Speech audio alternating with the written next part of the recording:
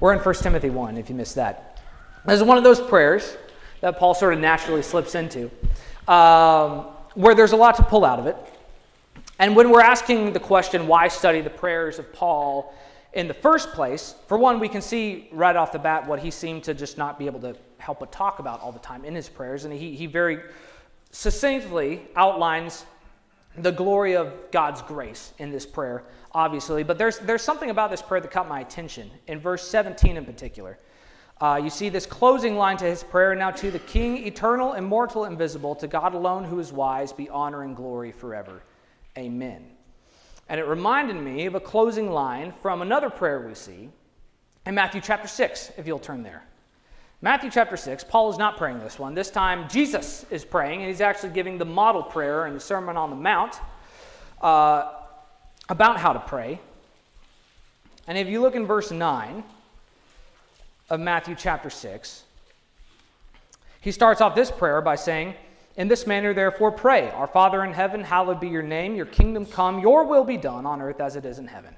Give us this day our daily bread, and forgive us our debts as we forgive our debtors.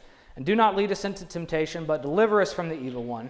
And then here's this line, for yours is the kingdom and the power and the glory forever. Amen. And if you notice in verse 17 of 1 Timothy 1 Timothy 1, Paul ends that prayer with saying to God be honor and glory forever and ever. Amen. It just caught me how Paul's kind of closing line of this prayer as he wraps it up. It's another very short, succinct prayer. Starts to sound a lot like Jesus. It sounds a lot like the Jesus who he's talking about and glorifying in the prayer. While, by the way, in this prayer also touching on a lot of the things that Jesus talks about in Matthew 6, his own debts that were forgiven, his deliverance from temptation, the provisions that God has given him to do his mission and to bring his kingdom about. And so what we see in Paul is that the more we read Paul's prayers, the more we see actually how much they sound like Jesus. And so if we're going to ask ourselves, why study the prayers of Paul? It's the same question we would ask if we're studying anybody's prayers, whether it's the prayers of David or the prayers of someone like Hannah or Mary or the prayers of Solomon.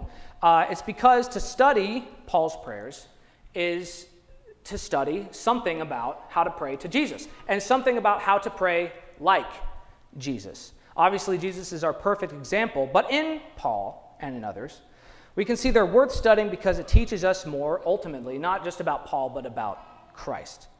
And in studying how mere mortals like Paul inch their way more and more into sounding like Jesus, we too can learn more and more how to inch our way into sounding and thinking and even acting more and more like Jesus.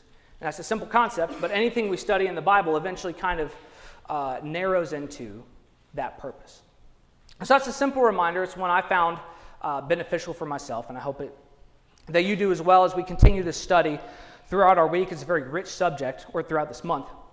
It's a very rich subject. But this is the part of our services on Wednesdays when we typically offer an invitation to people who either need to come to Christ or feel like they need to come to Christ for the first time and get immersed in water baptism.